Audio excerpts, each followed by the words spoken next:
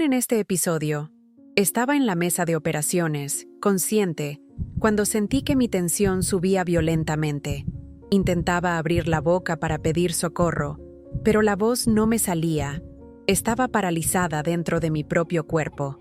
En el segundo exacto en que escuché el llanto de mi hijo al nacer, me apagué. Pero no fue un desmayo común. Me sentí saliendo de mí misma, ligera como una hoja seca, flotando hacia el techo del hospital. Fue cuando miré hacia abajo y vi mi cuerpo inmóvil, rodeado por los médicos, que la desesperación se apoderó de mí. Me di cuenta de que me estaba yendo, que aquella luz blanca me estaba arrastrando hacia la muerte. Empecé a gritar en silencio, apretando mis propias manos. Dios, no permitas que me vaya ahora. Déjame criar a mi hijo. No puedo morir hoy. Entonces, te invito a unirte a mí en este viaje. Suscríbete al canal ahora y activa la campanita para no perderte ningún relato de quienes volvieron del límite de la vida. Antes de empezar, he respirado hondo un par de veces, porque lo que tengo que contar es algo muy íntimo, algo que he guardado durante mucho tiempo solo para mí. Sé que a muchas personas les puede parecer que esta historia es difícil de tragar, y no juzgo a nadie por ello. Si fuera yo, escuchando a otra persona contar esto hace 20 años, probablemente también desconfiaría, pero la realidad es que pasé por algo que puso mi mundo patas arriba, y siento que ahora es el momento adecuado para compartirlo. Me llamo Sofía. Vivo aquí en Madrid, en España, desde hace bastante tiempo, y es desde aquí desde donde os hablo. Me gustaría empezar diciendo que soy una persona extremadamente común. No tengo nada de especial ni diferente a la mayoría. Trabajo como asistente administrativa en una gran empresa de logística aquí en la capital. Mi trabajo consiste en lidiar con lo concreto: hojas de cálculo, horarios de camiones, facturas, resolver los marrones de las entregas retrasadas. Es un ambiente donde no hay espacio para suposiciones o imaginación. O la carga llegó, o no llegó. Siempre he sido muy práctica, muy racional. Mi vida estaba pautada por el reloj y la rutina. Madrugar, coger el metro lleno, trabajar, volver a casa, hacer la cena. Me gustaba esa previsibilidad. Me daba seguridad saber que, si hacía A, el resultado sería B. Nunca fui el tipo de persona que buscaba lo sobrenatural. Al contrario, era incluso un poco escéptica con esas conversaciones sobre espiritualidad, energías o la vida después del fin. Para la Sofía de antes, la vida era esto: lo que vemos, lo que tocamos, el recibo que vence el día 10. Creía en ser honesta, trabajadora y cuidar de mi familia. Ese era mi universo. No vivía mirando al cielo esperando señales. Vivía mirando al suelo para no tropezar con los problemas del día a día. Estoy enfatizando esto para que entendáis bien quién era yo. No estaba en busca de una revelación. No estaba meditando en la cima de una montaña. Estaba viviendo mi vida urbana, ajetreada y ruidosa aquí en Madrid. El evento que voy a narrar ocurrió en 2007, y me pilló totalmente por sorpresa. No fue algo que pedí, no fue algo para lo que estudié. Simplemente sucedió y rompió con toda la lógica que yo usaba para entender el mundo. Hoy he decidido aceptar la invitación del canal porque me he dado cuenta de que mi historia no me pertenece solo a mí. Si lo que vi y sentí puede ayudar a una sola persona que tenga miedo, o que haya perdido a alguien, o que se esté cuestionando el sentido de todo, ya habrá valido la pena vencer mi timidez. Lo que voy a describir a continuación es mi verdad. No voy a usar palabras difíciles ni intentar adornar la historia. Voy a contarlo exactamente como ocurrió, desde el punto de vista de esa mujer común, trabajadora y con los pies en la tierra que siempre he sido. Espero que podáis escucharlo con el corazón abierto. Vamos a volver un poco en el tiempo, al año 2007. Yo ya vivía aquí en Madrid y mi vida estaba en esa fase de mucha expectativa. Estaba embarazada de mi hijo. Como cualquier madre primeriza, tenía esas preocupaciones normales: si la habitación estaba lista, si la ropita estaba lavada, si sería capaz de cuidar bien de un bebé. Lo planifiqué todo con esa forma de ser organizada mía, típica de quien trabaja en logística. Quería que todo saliera según el horario y lo planeado. Llegó el día del parto y fui a la maternidad de un gran hospital público aquí en la ciudad. El plan era hacer una cesárea. Recuerdo entrar en el hospital con una mezcla de ansiedad y alegría. La maleta del bebé estaba lista. Mi marido estaba conmigo, y parecía que sería solo un procedimiento médico estándar más. El equipo de enfermería me preparó. Me puse el camisón quirúrgico y me llevaron al quirófano. Hasta ahí, todo transcurría dentro de la más absoluta normalidad. Me tumbé en la camilla, miré las fuertes luces del techo y sentí el pinchazo de la anestesia en la espalda. Una siempre se pone un poco nerviosa en esos momentos, pero los médicos conversaban entre sí. El ambiente era tranquilo. Yo estaba despierta, lúcida, esperando escuchar el llanto de mi hijo en cualquier momento. Pero, de repente, algo cambió. Y no fue algo que vi. Fue algo que sentí dentro de mí. Fue una sensación física muy extraña e inmediata. Mi tensión arterial, que durante el embarazo se había mantenido controlada, subió drásticamente de un momento a otro. No fue un aumento gradual, fue un pico violento. Sentí que mi cuerpo reaccionaba al instante. ¿Sabes cuando sientes la sangre golpear fuerte en las sienes y una sensación de calor te invade la cabeza? Fue muy rápido. El monitor cardíaco, que antes hacía ese beep rítmico y calmado, empezó a pitar más rápido y con un sonido de alerta. Noté cómo el movimiento del equipo médico cambiaba instantáneamente. Lo que era una conversación tranquila sobre el fin de semana se convirtió en carreras y órdenes secas. Escuché a alguien decir: «La tensión está subiendo mucho. Tenemos que actuar rápido». En ese momento, tumbada allí, sin poder moverme por la anestesia, empecé a sentir que estaba perdiendo el control de la situación. Aquella seguridad mía, aquella certeza de que todo seguiría el guión, se desmoronó en segundos. El aumento súbito de la tensión fue el gatillo. Fue el evento biológico, físico, que abrió la puerta a lo que vendría a continuación. Yo no lo sabía aún, pero aquel pico de hipertensión estaba a punto de desconectar mi conciencia aquí en este mundo y lanzarme a la experiencia más profunda de mi vida, mi SM. El miedo empezó a apoderarse de mí. Miraba a los lados intentando entender la gravedad de lo que estaba pasando, pero todo se volvió muy confuso. Lo único que estaba claro era que mi cuerpo estaba entrando en colapso y que aquel parto, que debería ser solo un momento de alegría, se estaba transformando en una lucha por mi supervivencia. Fue allí, en aquel pico de estrés físico, donde mi realidad comenzó a fragmentarse.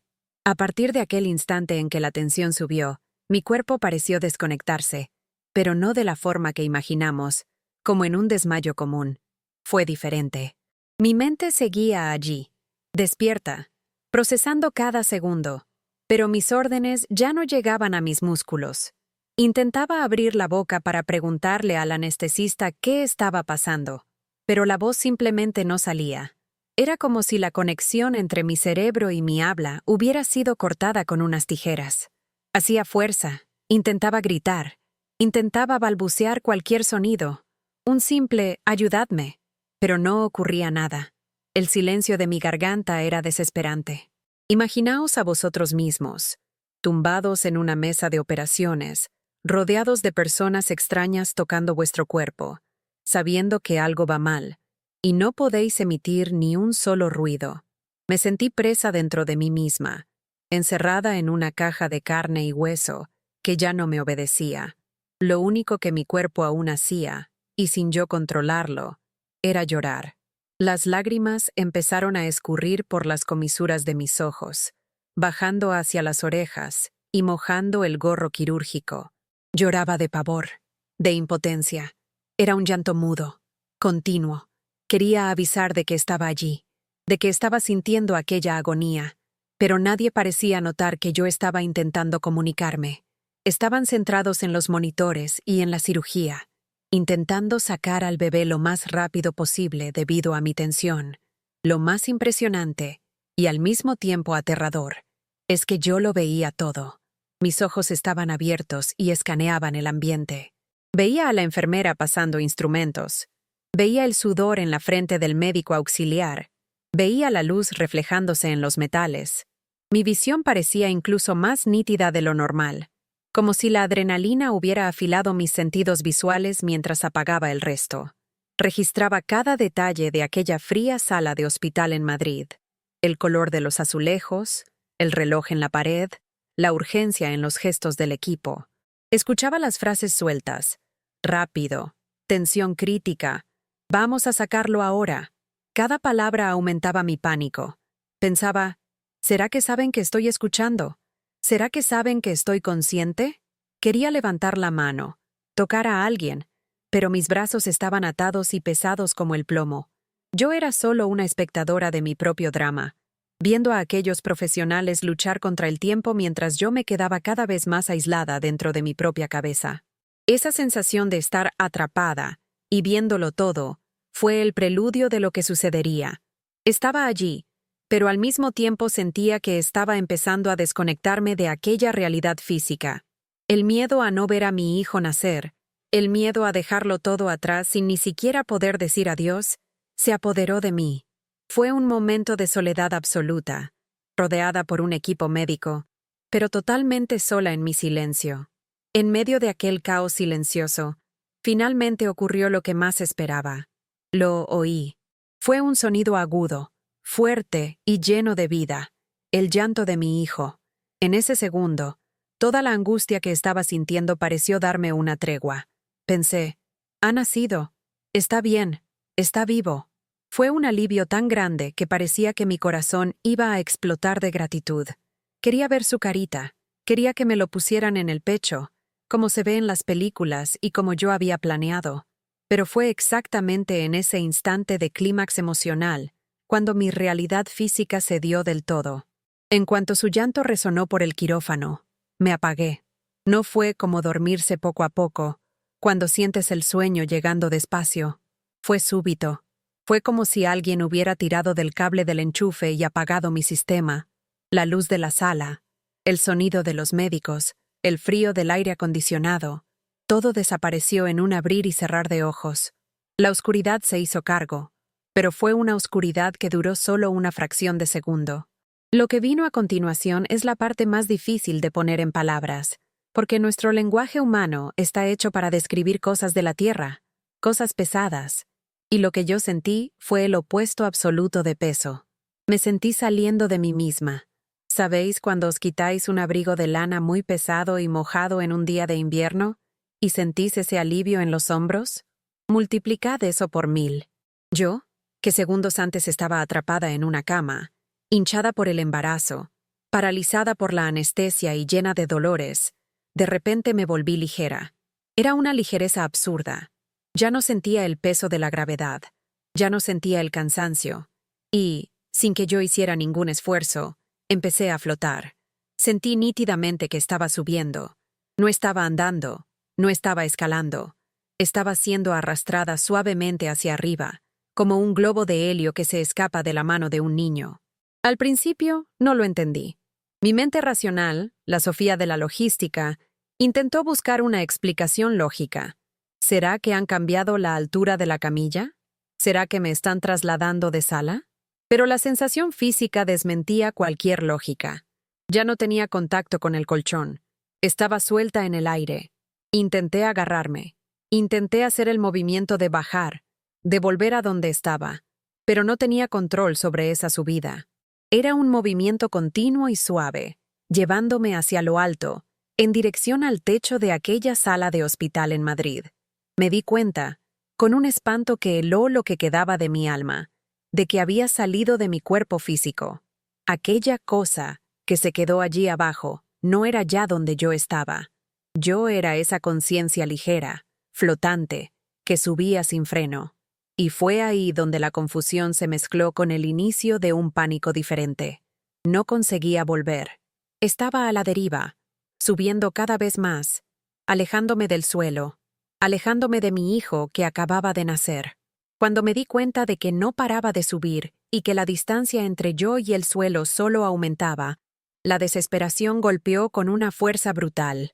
No era ese miedo común de llevarse un susto. Era un terror profundo de quien se da cuenta de que está yendo a un lugar sin retorno.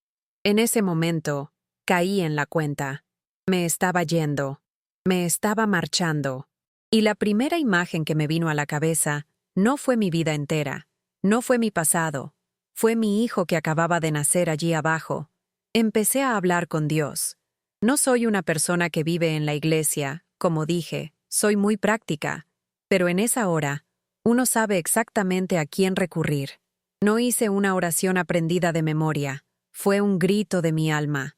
Decía, o pensaba, no lo sé bien, Dios, por favor, no permitas que me vaya ahora. Ahora no, déjame criar a mi hijo. Era solo eso lo que repetía. No pedía dinero, no pedía salud para mí, no pedía más tiempo para viajar, solo pedía el permiso para ejercer mi función de madre.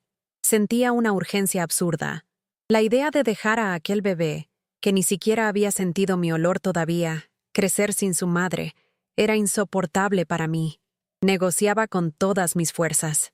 Él me necesita, soy su madre, tengo que estar allí.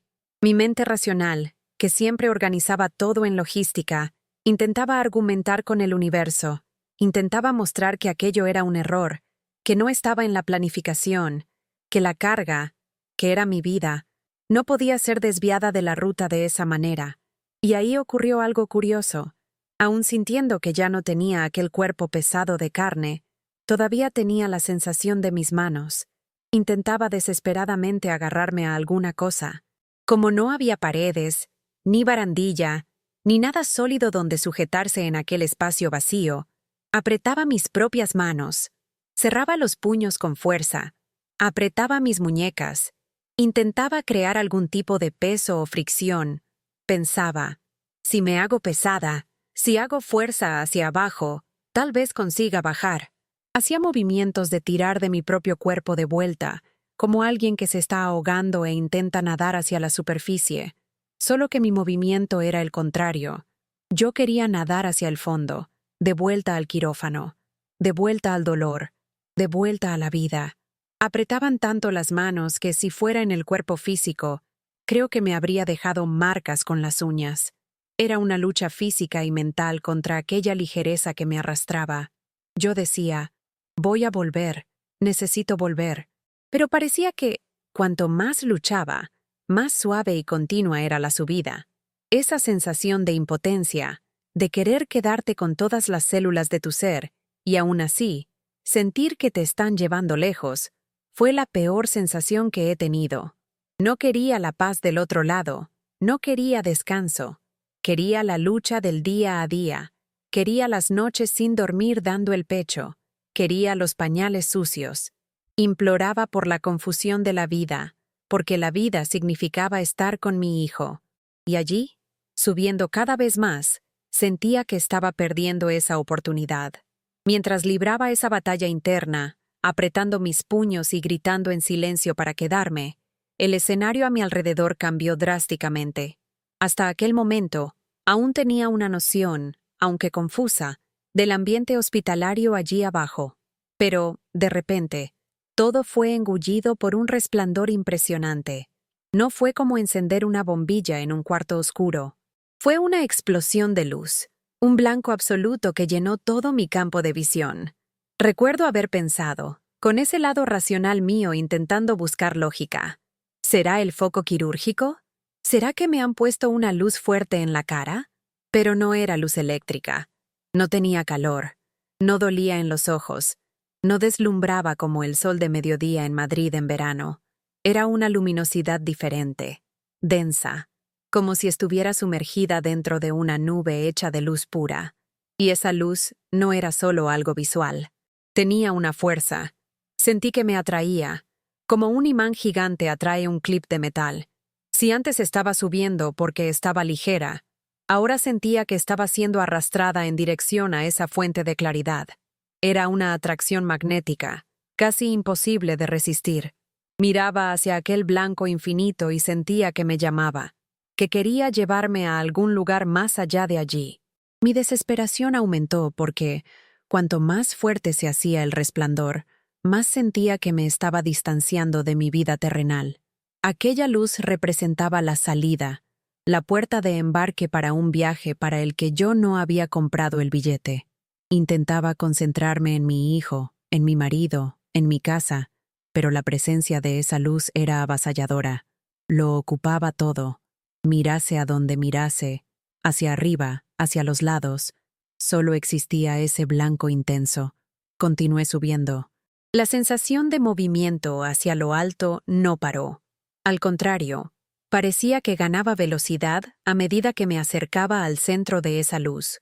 Me sentía pequeña ante aquello. Era una grandeza que mi mente de asistente administrativa no lograba catalogar o archivar. No existía hoja de cálculo para explicar aquello. Y, curiosamente, a pesar de mi miedo y de mi voluntad de volver, aquella luz no transmitía una sensación mala. No era aterradora por sí misma. Lo que me asustaba era lo que significaba. El fin de mi jornada aquí. Sabía, intuitivamente, que si atravesaba totalmente aquel resplandor, si me entregaba a aquella atracción, no volvería para criar a mi bebé. Entonces, continué resistiendo. Continué intentando hacerme pesada, luchando contra aquella corriente de luz que me arrastraba hacia arriba, lejos de mi mundo conocido. Si te está gustando la historia de Alejandro y todo lo que está revelando sobre la vida después de la vida, suscríbete ahora al canal. No te pierdas la continuación de este viaje. Y dime aquí en los comentarios, ¿desde qué ciudad estás hablando? Saber de dónde viene nuestra comunidad nos conecta aún más. Vamos a continuar. En medio de aquella subida y de aquel resplandor blanco, ocurrió algo que atrajo mi atención de vuelta a la tierra de una forma violenta. Aún estando fuera del cuerpo y lejos físicamente del quirófano, mi audición parecía funcionar de una manera extraña, casi como una radio captando una frecuencia específica. Empecé a escuchar voces. Eran las voces del equipo médico, pero sonaban diferentes, como si estuvieran hablando dentro de mi cabeza, con una claridad aterradora. Escuché una frase corta, dicha en tono de alerta profesional. Cuidado, se ha roto la clavícula. Aquellas palabras resonaron en mí como un trueno. En aquel estado de confusión y miedo, mi instinto de madre hizo la conexión más rápida y terrible posible. No pensé en mí, no pensé en otro paciente. Mi único pensamiento fue, están hablando de mi hijo, han lastimado a mi bebé en el parto. Imaginaos mi desesperación. Ya estaba luchando para no irme, ya estaba implorando quedarme, y de repente recibo esa información. En mi cabeza, mi hijo acababa de nacer, y ya estaba sufriendo. Ya tenía un hueso roto. Aquello me dio una angustia que ni sabía que era posible sentir. Quería gritar, quería bajar allí, y ver qué estaban haciendo con él. Quería cogerlo en brazos y protegerlo. Pensaba, Dios, además de estar yéndome, ¿mi hijo está herido? No puede ser. Esto es demasiado cruel. Aquella frase suelta, se ha roto la clavícula, se convirtió en el centro de mi tormento. Intentaba interpretar su tono de voz. ¿Parecía preocupado? ¿Parecía grave?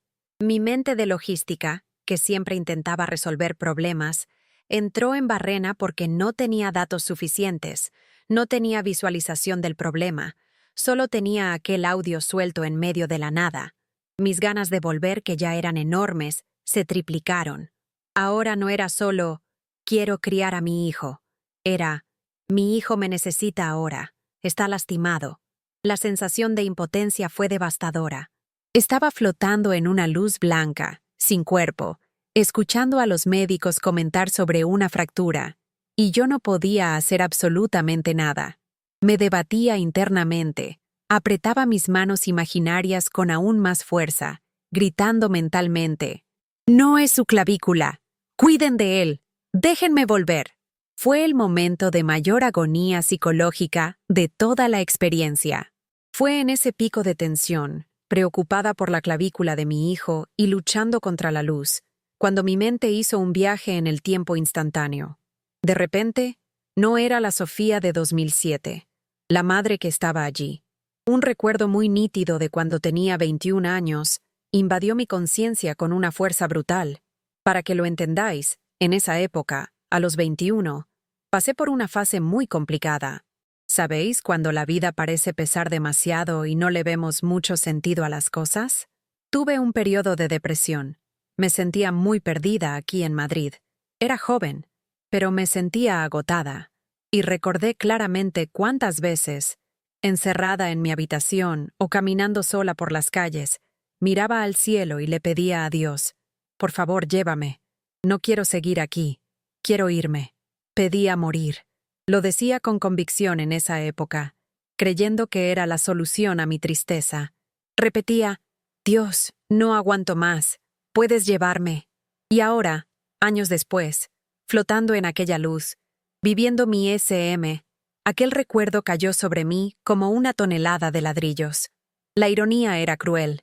Parecía que el universo estaba finalmente atendiendo la petición de aquella chica de 21 años, justo en el momento en que la mujer de hoy, madre y feliz, desesperadamente quería vivir.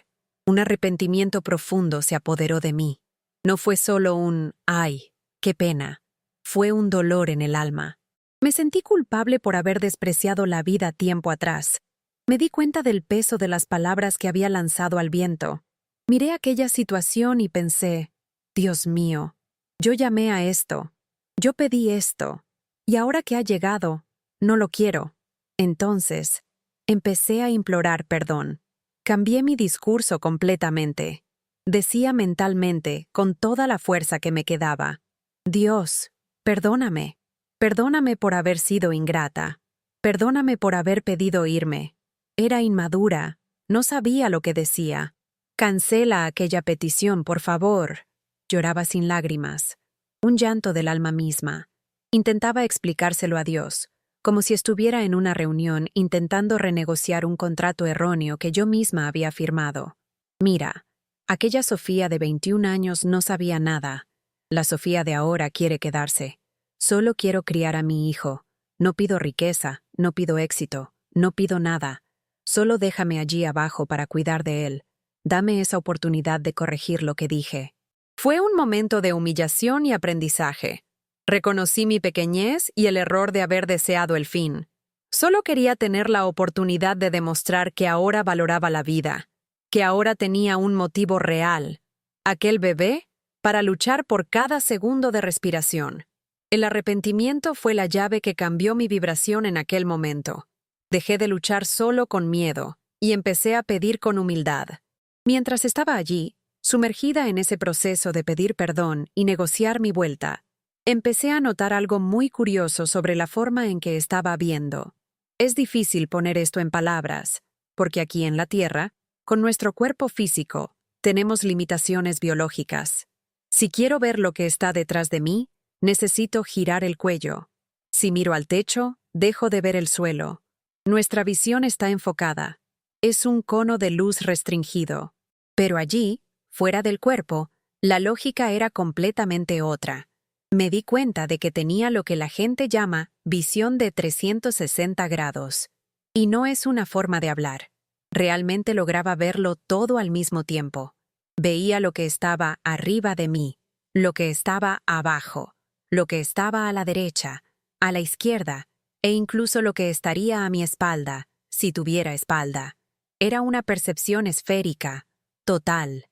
No necesitaba girar, no necesitaba enfocar. La imagen venía completa, desde todos los ángulos, instantáneamente.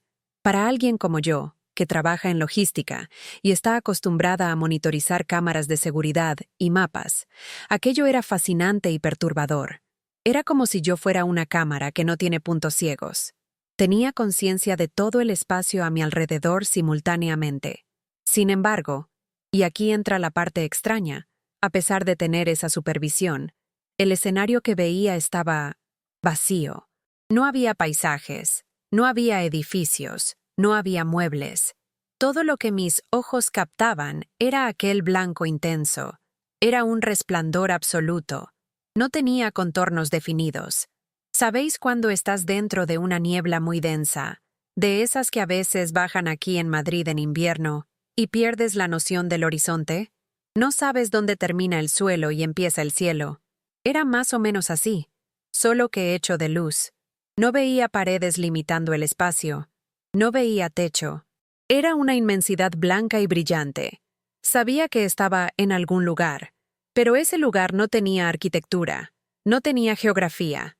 Era un ambiente de pura energía luminosa. Y aún viendo todo en 360 grados, todo lo que veía era esa uniformidad blanca. Eso me daba una sensación de aislamiento, pero también de infinitud.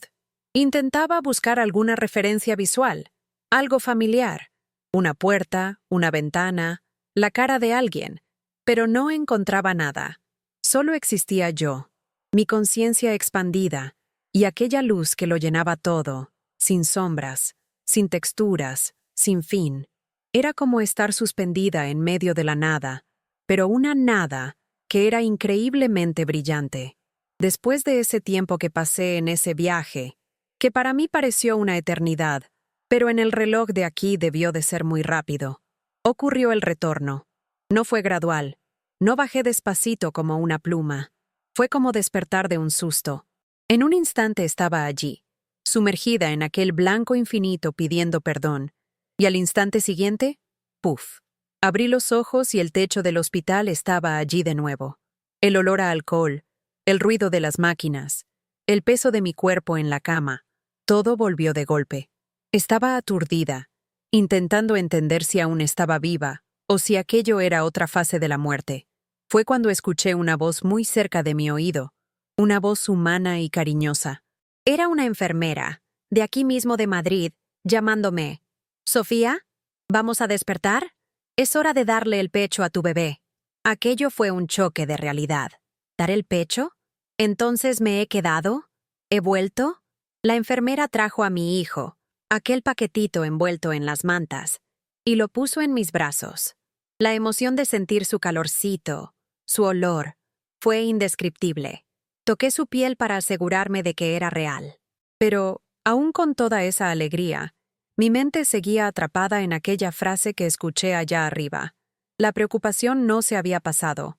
Lo primero que salió de mi boca, antes incluso de preguntar, ¿estás sano?, o decir, «Hola, hijo», fue una pregunta directa y afligida a la enfermera. La miré a los ojos y disparé. «¿Y la clavícula? ¿Dónde ha sido la fractura? ¿Cómo está?» La enfermera me miró con cara de interrogación total. Frunció el ceño y dijo, «¿Cómo que clavícula? ¿De qué estás hablando, querida?» Yo insistí, porque para mí aquello era una verdad absoluta. «Su clavícula. Os oí hablar en la cirugía de que se había roto la clavícula.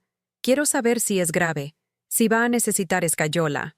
Ella sonrió, negó con la cabeza y dijo con toda la calma del mundo, «No, Sofía, tu hijo está perfecto. No tiene ninguna fractura. El parto ha ido genial. Está enterito. Mira aquí». Y empezó a mover sus bracitos para mostrármelo. Yo miraba a aquel bebé perfecto, sin ninguna herida, y mi cabeza se hizo un lío. Estaba segura de lo que había oído. Aquella voz allá arriba fue tan clara. «Cuidado, se ha roto la clavícula». Me quedé allí, sosteniendo a mi hijo, sintiendo un alivio gigantesco porque estuviera bien, pero al mismo tiempo con una confusión mental enorme.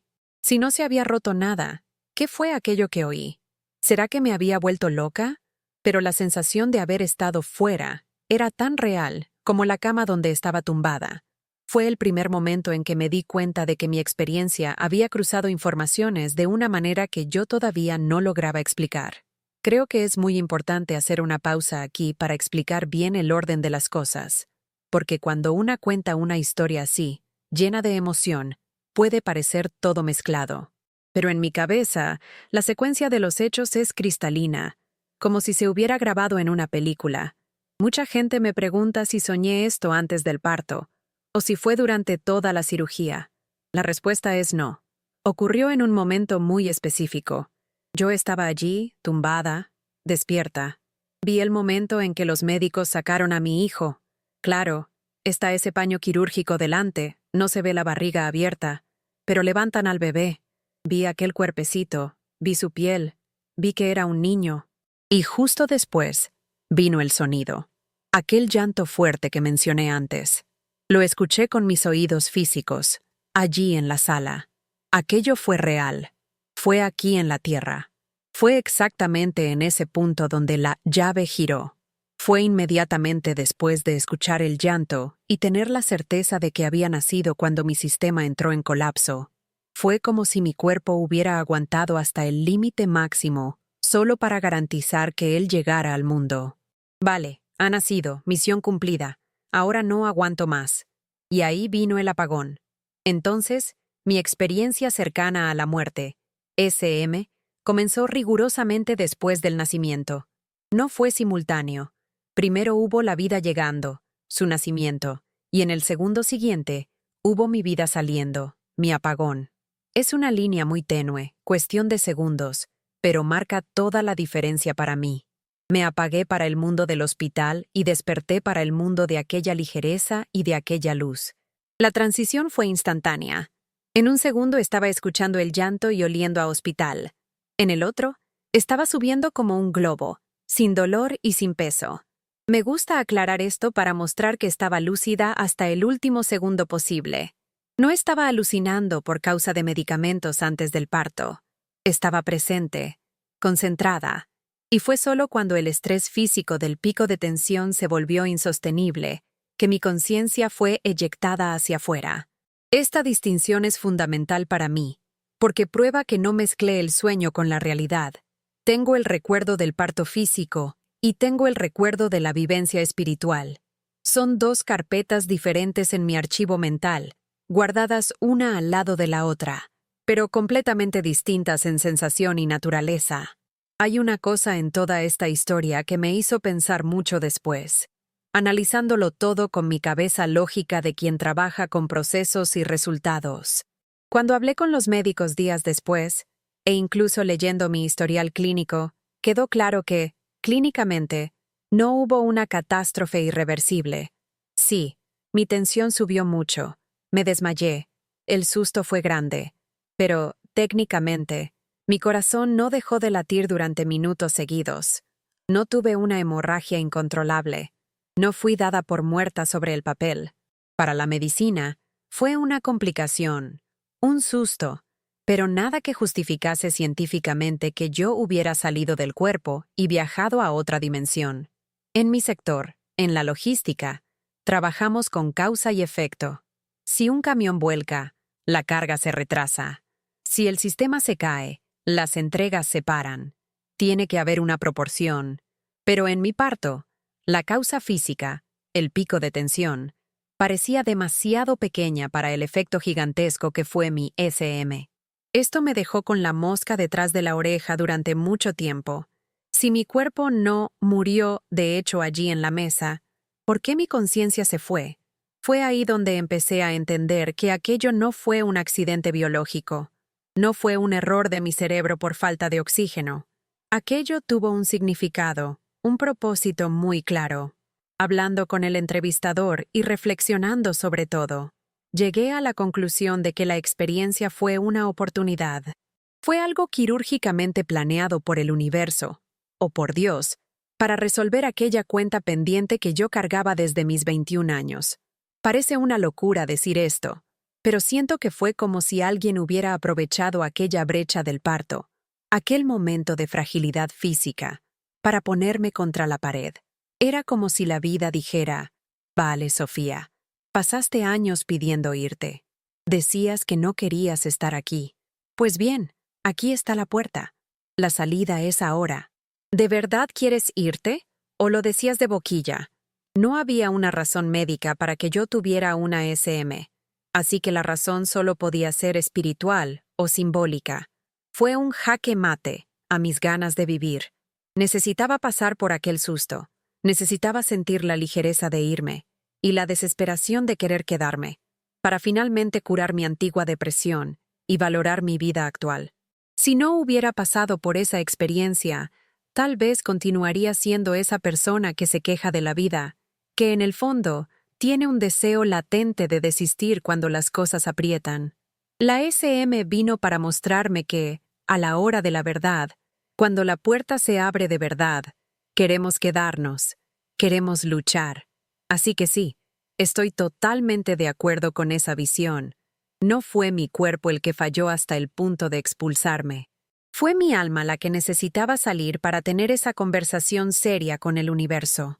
Fue una vivencia simbólica, pero con efectos reales. Fue la oportunidad que me dieron de reescribir mi contrato con la vida. Yo había pedido salir, Y en aquel momento, me dieron la oportunidad de elegir de nuevo. Y, afortunadamente, elegí quedarme. Hubo un momento crucial en esta experiencia, quizás el más importante de todos para mi entendimiento personal, que fue la percepción clara del poder de elección. Mientras estaba allí, en aquel debate interno, pidiendo perdón por lo que deseé en el pasado e implorando para cuidar de mi hijo, sentí un cambio en la atmósfera. No fue una voz atronadora viniendo del cielo diciendo, «Tú eliges». Fue algo más sutil, una comunicación sin palabras, una certeza que brotó dentro de mi conciencia. Me di cuenta, con una claridad absoluta, de que estaba ante una bifurcación. ¿Sabéis cuando estáis en una carretera y hay dos salidas? La sensación era exactamente esa. Sentí que existía una energía de elección allí. Sabía, en el fondo de mi alma, que si mantuviera aquel deseo antiguo de morir, si dudara por un segundo siquiera y dijera, ¿sabes qué? Estoy cansada, me voy de verdad, me habría ido. La puerta estaba abierta. El camino hacia la muerte definitiva estaba libre y despejado.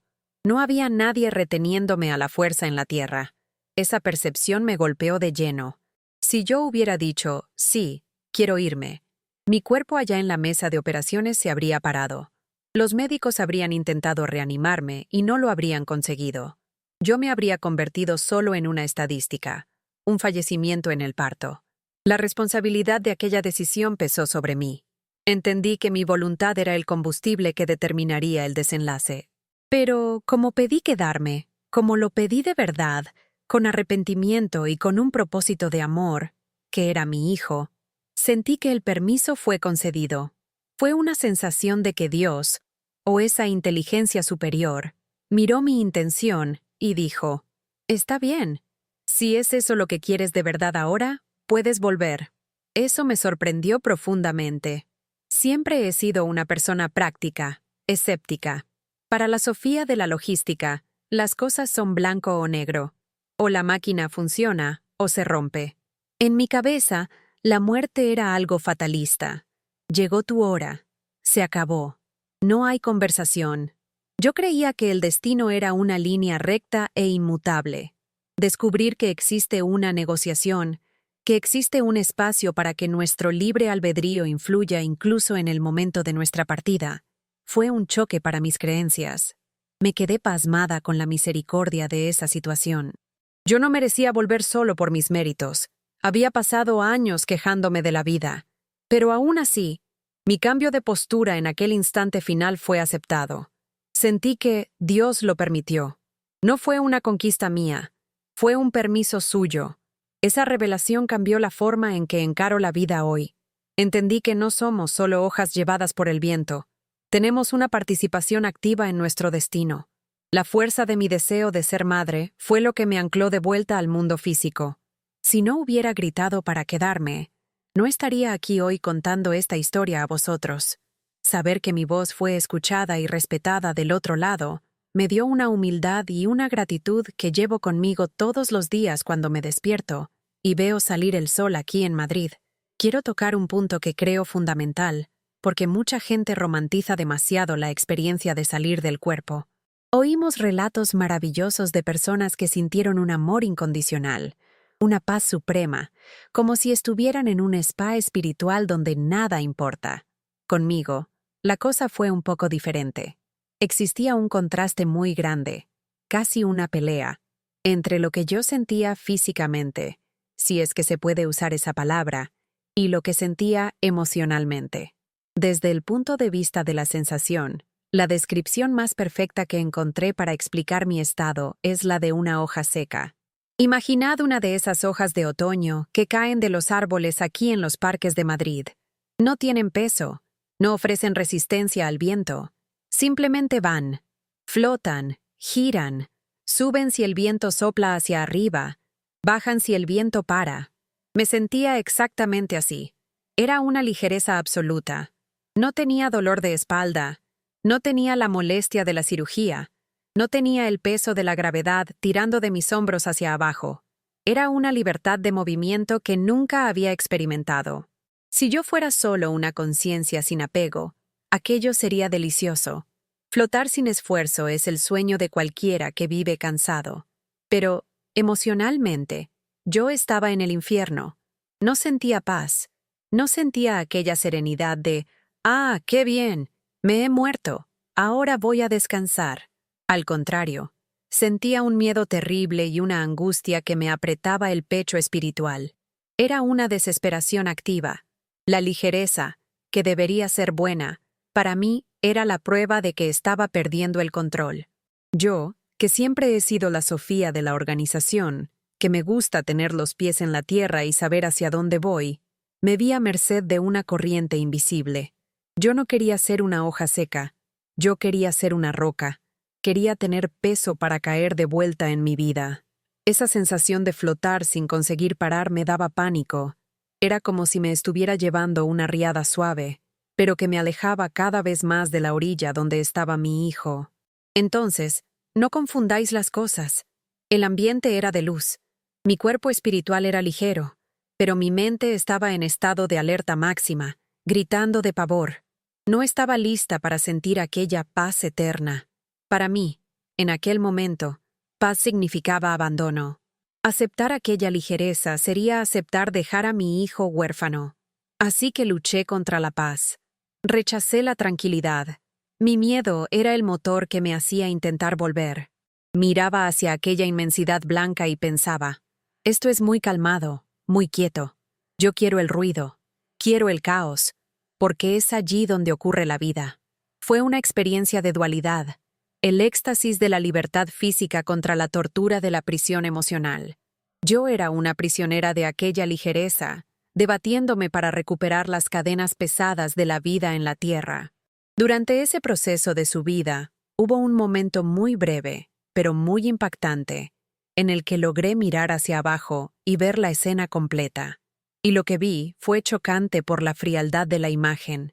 Vi mi cuerpo tumbado en la mesa de operaciones. Vi a aquella mujer, a Sofía, tendida allí, rodeada por los médicos y enfermeros. Y la característica que más me llamó la atención fue la inmovilidad absoluta de aquel cuerpo. ¿Sabéis cuando veis un maniquí en un escaparate de la Gran Vía? Es algo que tiene forma humana, tiene ropa, tiene cara, pero sabes que no hay vida allí dentro. Fue exactamente así como vi mi propio cuerpo. Estaba allí, parado, estático, como si fuera una cáscara vacía. Veía la sábana quirúrgica, veía los aparatos encendidos, pero aquel cuerpo no esbozaba ninguna reacción. Lo más extraño, y eso es algo que hasta hoy me hace reflexionar, fue la total falta de conexión que sentí con aquella cosa en la mesa. No miré y pensé, pobre de mí, estoy allí sufriendo.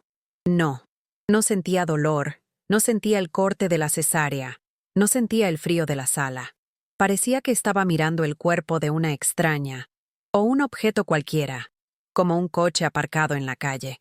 Existía una distancia emocional gigantesca. Yo, la conciencia, la Sofía que pensaba y sentía, estaba flotando en lo alto. Aquello de allí abajo era solo el vehículo que yo usaba para andar por la tierra y que, en aquel momento, estaba roto o apagado. No tuve ganas de bajar para abrazar mi cuerpo o para arreglarlo. Mi preocupación era por mi hijo y por mi vida, pero no por aquel montón de carne y hueso. Es difícil explicar esto sin parecer insensible, pero fue una sensación de desapego total de la materia. Me di cuenta de que yo no era aquel cuerpo. Aquel cuerpo era mío, pero no era yo. Yo era la energía que estaba fuera de él. Ver el cuerpo tan quieto, tan sin vida, mientras yo me sentía tan viva y alerta fuera de él, fue la prueba definitiva para mí de que no nos acabamos cuando el corazón se para o cuando el cerebro se apaga. Me sentí una observadora neutral en relación a mi propia figura física. No sentí pena, no sentí vanidad, no sentí nada. Era solo una constatación lógica. Mira, ese cuerpo de ahí se ha parado. Ya no responde.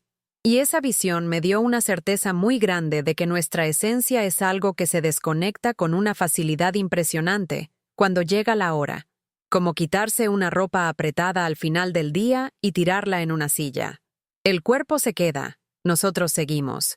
Hay una parte de esta historia sobre la que he reflexionado mucho a lo largo de todos estos años. Cuando oímos hablar sobre SM, sobre estos viajes al otro lado, existe casi un guión clásico que la cultura popular enseña. Esperamos ver el túnel, la luz y, principalmente, esperamos el comité de bienvenida. Crecí escuchando que, cuando partimos, nuestros abuelos, nuestros padres, tíos, amigos que ya se fueron, están allí esperando con los brazos abiertos para ayudarnos en la travesía. Es una imagen bonita, consoladora, que guardamos en el corazón. Entonces, en aquel momento en que miré hacia abajo, vi mi cuerpo inerte y entendí. Vale, he salido. Ha pasado. Me he muerto. La lógica sería esperar ese encuentro. Miré hacia aquel resplandor blanco alrededor, escudriñando la niebla de luz, esperando ver algún rostro familiar. Pensé, ¿dónde está mi abuela? ¿Dónde están mis parientes? Si estoy aquí, ¿dónde están ellos para explicarme qué está pasando? Pero la verdad, pura y dura, es que no vi a nadie. Estaba sola, absolutamente sola en aquella inmensidad. No apareció ningún ser querido, ningún ángel, ningún guía espiritual. Y durante mucho tiempo me pregunté por qué. ¿Será que no era merecedora? ¿Será que estaba en el lugar equivocado? Hoy, analizándolo con la frialdad y la racionalidad que uso en mi trabajo, tengo una teoría muy fuerte sobre eso. Creo firmemente que no encontré a nadie porque mi miedo a irme me bloqueó. El pavor que sentía de dejar a mi hijo era tan grande, tan avasallador, que creó una barrera, un muro entre mí y cualquier presencia espiritual.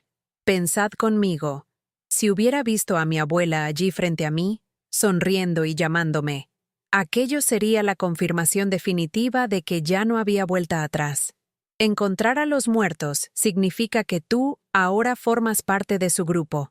Significa aceptar el fin de la vida en la tierra.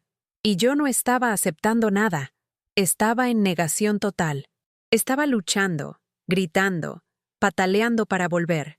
Siento que mi propia conciencia se negó a buscar esos encuentros. No quería ver a nadie del lado de allá, porque ver a alguien sería sellar mi destino. Cerré mis ojos espirituales a esa posibilidad. Estaba tan concentrada en mi misión de madre, tan aferrada a la idea de criar a aquel bebé que acababa de nacer, que no di apertura a ninguna visita. Es como si estuviera en un aeropuerto, en la puerta de embarque, pero me negara a mirar al avión o a los auxiliares de vuelo, porque sabía que si hacía contacto visual, tendría que entrar. Así que me quedé allí, sola en el vestíbulo, mirando hacia la puerta de salida, queriendo volver a la calle. El miedo funcionó como un escudo. Me aisló. Creo que ellos, mis seres queridos, probablemente estaban cerca. Creo que su amor estaba allí, pero mi vibración de desesperación, mi negativa a aceptar la partida, me dejó ciega a su presencia. No estaba en la frecuencia del reencuentro, estaba en la frecuencia de la resistencia. Y fue esa resistencia, esa soledad autoimpuesta, la que acabó siendo decisiva para mi retorno. Si hubiera encontrado a alguien a quien amara mucho y que ya se fue, tal vez la nostalgia hubiera vencido y hubiera aceptado seguir adelante. Pero como solo vi el vacío, mi apego continuó estando todo dirigido hacia abajo, hacia la vida que dejé en suspenso en la sala de partos. Cuando volví a casa con mi bebé en brazos, la vida externa parecía exactamente la misma. El piso en Madrid era el mismo. El tráfico en la Castellana seguía siendo caótico, y la pila de trabajo en la empresa de logística me esperaba. Pero, internamente, la Sofía que volvió del hospital no era la misma que había entrado. Aquella experiencia, aquel enfrentamiento directo con el fin, removió los cimientos de quien soy. El primer cambio que noté fue una maduración instantánea. ¿Sabéis esas cosas pequeñas que suelen sacarnos de quicio? Un camión que se retrasa, un compañero de trabajo que responde mal un correo, la cola del supermercado. Antes, me estresaba, me quejaba, dejaba que aquello me estropeara el día. Después de la SM, esas cosas perdieron completamente su peso. Miraba los problemas del día a día y pensaba, gente, esto es tan pequeño, estoy respirando, Estoy aquí. Desarrollé una gratitud que nunca antes había sentido. No es esa gratitud de decir gracias por educación. Es una gratitud visceral, de sentir el aire entrando en los pulmones y creer que eso es el mayor milagro del mundo. Me despertaba por la mañana, miraba al techo de mi habitación y agradecía solo por la oportunidad de poner el pie en el suelo. Había implorado vivir, y la vida me fue de vuelta. Entonces, dejé de vivir en piloto automático y pasé a saborear cada momento, incluso los momentos difíciles de una madre primeriza. Pero el cambio más extraño, y que tardé en entender y aceptar, fue una sensibilidad que apareció de la nada. Yo, que siempre fui la persona de los números, de las hojas de cálculo, del ver para creer, de repente me convertí en una especie de antena parabólica de emociones. Empecé a captar la energía de las personas. Y no estoy hablando de ver colores o auras, nada místico visual. Es una sensación física. Entraba en la oficina y antes incluso de que alguien abriera la boca para darme los buenos días, yo ya sabía cómo estaba esa persona. Si alguien estaba triste, sentía una opresión en mi pecho. Si alguien estaba enfadado, aunque estuviera sonriendo, sentía un peso, una densidad en el aire, como si el ambiente se hubiera vuelto cargado de repente. Al principio, esto me asustó. Pensaba, ¿será que me estoy volviendo impresionable? Pero los aciertos eran constantes. A veces le preguntaba a una compañera, ¿estás bien? Parece que estás preocupada. Y la persona rompía a llorar, sorprendida de que yo lo hubiera notado, ya que lo estaba disimulando tan bien. Me di cuenta de que me traje esa secuela positiva de mi viaje. Parece que al salir del cuerpo, esa barrera gruesa que nos separa de los otros se volvió más fina. Me volví más permeable. Consigo sentir cuando la energía de un lugar está pesada, cargada de peleas o tensión, y siento cuando es ligera. Para quien trabaja en un ambiente corporativo y frío como el mío, esto fue un choque. Tuve que aprender a lidiar con ello, a no absorber la basura emocional de los otros, porque al principio volvía a casa agotada, cargando dolores que no eran míos. Hoy veo esto como un regalo, una herramienta más. Esa sensibilidad me convirtió en una persona más empática. Consigo entender al otro más allá de las palabras. Pero fue una transformación radical para la Sofía racional de antes. Me fui a dormir escéptica y me desperté sensitiva. Fue el precio, o el bonus, de haber ido hasta la frontera y haber vuelto. Después de que la vida volviera a la normalidad y la rutina de trabajo y pañales se apoderara de mis días aquí en Madrid, algo empezó a ocurrir durante mis noches. Siempre he sido de dormir profundamente, de las que ponen la cabeza en la almohada y se quedan fritas hasta que suena el despertador. Pero, tras la SM, mi sueño cambió de calidad. Empecé a tener experiencias nocturnas que me dejaban con la mosca detrás de la oreja. ¿Serían solo sueños creados por mi cansancio de madre o serían nuevas salidas del cuerpo? La diferencia era la nitidez. En los sueños comunes, las cosas son medio borrosas. Las escenas cambian sin sentido. Un rato estás en casa, al otro estás volando. Pero en estas experiencias, tenía una conciencia muy clara. Sabía quién era, dónde estaba, y sentía las cosas con una realidad aterradora. Y fue en una de esas noches cuando recibí un mensaje que me heló la sangre. Me vi en un espacio que no era mi casa, pero tampoco era aquel resplandor blanco de la primera vez. Era un ambiente neutro. Y, de repente, escuché una voz. Era una voz femenina, firme, pero no era agresiva. No tenía cuerpo. No veía a una mujer hablando conmigo, pero su presencia era muy fuerte. Me habló con una autoridad que me hizo prestar atención a cada sílaba. El mensaje fue directo, sin rodeos. Sofía, escucha bien. No puedes tener más hijos. Si tienes otro hijo, morirás. Aquello resonó en mi cabeza. La voz continuó, explicando la consecuencia de una forma muy práctica y dolorosa. Si te quedas embarazada de nuevo, no vivirás para criar a ese niño. Conseguirás tener al bebé, pero tu vida acabará allí. No estarás aquí para cuidar de él, ni del hijo que ya tienes. Me desperté de un sobresalto, sudando frío, con el corazón disparado en el pecho. Me senté en la cama, Miré la cuna de mi hijo durmiendo al lado y me quedé intentando procesar aquello. Mi mente racional intentó, claro, descalificarlo todo. Ah, eso es miedo. Tuviste un parto traumático. Te subió la tensión. Es obvio que tu subconsciente tiene miedo de quedarte embarazada de nuevo y ha creado esta pesadilla. Es lo que cualquier psicólogo diría, ¿verdad? Pero la sensación no era de pesadilla. En la pesadilla, uno se despierta aliviado de que haya acabado. Allí, me desperté con la sensación de haber recibido un memorándum, un aviso oficial.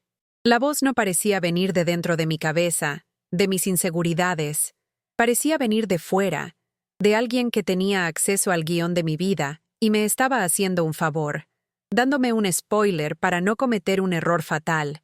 Me quedé muy confundida. ¿Será que estaba saliendo del cuerpo de nuevo? ¿Será que aquella ventana que se abrió en el parto continuaba entreabierta por la noche? La duda persistía. No sabía si era una prohibición divina o un trauma psicológico, pero el recado fue tan claro que no logré ignorarlo. La idea de dejar a mis hijos huérfanos era mi mayor miedo en la SM, y ahora ese sueño venía a tocar exactamente esa herida, sugiriendo que había gastado mi única ficha de retorno y que no habría una segunda oportunidad si intentaba desafiar a la biología o al destino nuevamente. El tiempo pasó, y como todo ser humano, tendemos a dejar que las cosas caigan en el olvido. La rutina aquí en Madrid nos engulle, y aquel primer mensaje de la voz se fue quedando medio nebuloso en mi memoria.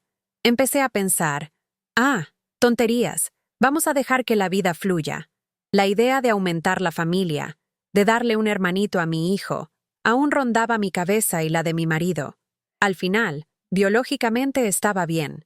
Los análisis estaban estupendos. Fue ahí donde vino el segundo sueño, o la segunda experiencia, porque, de nuevo, la nitidez no era normal. Esta vez, la voz no vino sola. Trajo imágenes. Me vi en un lugar que parecía una sala vacía, y ante mí aparecieron dos niños.